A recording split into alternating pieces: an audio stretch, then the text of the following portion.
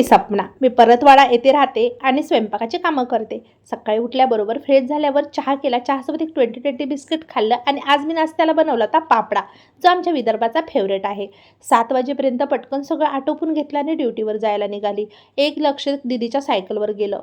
उन्हाळ्याच्या सुट्ट्या असल्यामुळं मुलांचं अजिबात लक्ष नाही. सायकलवर पंक्चर झालेली आहे. आता शाळा चालू झाली की सगळ्यात अगोदर सायकल बरोबर करून घ्यावी लागणार.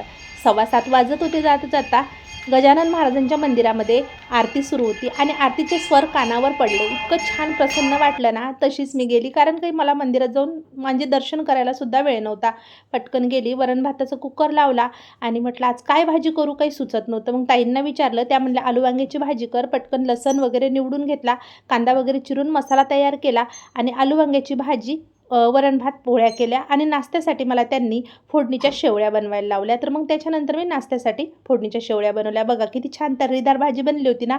आणि त्यांना ना शेवळ्या थोड्याशा नरम पाहिजे असतात, म्हणून पाणी मी जास्त टाकलं होतं. हा दूरचा स्वयंपाक मी सगळ्यात पहिले सकाळी आटोपून घेते. त्याच्यानंतर मला देवमाळीमध्ये 2-3 घरी आणखी स्वयंपाक आहे. घरी येताना ही हिरवीगार झाडांची सावली बघितली ना की असं वाटतं 5 मिनिटं थांबावं, पण काय करावं, आपल्या मागं आणखी कामं आहेत, म्हणून मला इथं थांबायला वेळच नसतो. मग आता इकडं आली. इकडची मला आता कामं करून घ्यायचे. भेटू पुन्हा अशाच एका छोट्याशा ब्लॉग्सवर. बाय.